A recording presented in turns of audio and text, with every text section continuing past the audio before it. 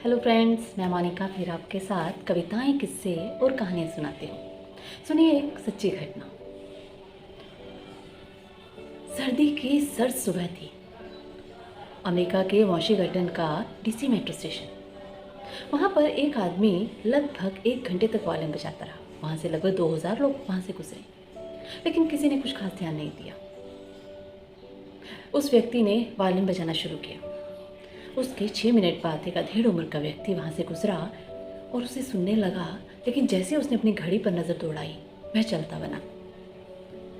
उसके 6 मिनट बाद एक महिला वहाँ से गुजरी। उसका 3 वर्षीय बालक उस वायलिन वादक की तरफ आकर्षित हुआ, लेकिन वो जल्दी में थी, इसलिए उसने वायलिन वादक के टोपी में एक सिक्का उछाला और वहाँ से लगभग अपने बच्चे को घसीटते हुए वहाँ से ले गई। उसके 4 मिनट बाद एक व्यक्ति जो दीवार के सहारे लग लग के उस वायलिन वादक को सुन रहा था, वह भी कुछ पल ही रुका और चलता बना। लगभग सभी लोग बहुत जल्दी में थे, सभी काम पर जा रहे थे। इस तरह 45 मिनट तक उस वायलिन वादक की टोपी में $32 थे और सभी बच्चे जो कि उसकी तरफ आकर्षित हो रहे थे, उनके पेरेंट्स उसे लगभग खींचते हुए ही लेकर गए, क्योंकि बच्चे नेचुरल चीज़ों की तरफ बहुत जल्दी आकर्षित होते हैं। आपको पता है ये कौन थे? ये फेमस वायलिन वादक जोशुआ बेल थे, जो अपनी 16 करोड़ की वायलिन से इतिहास की सबसे कठिन धुन बजा रहे थे।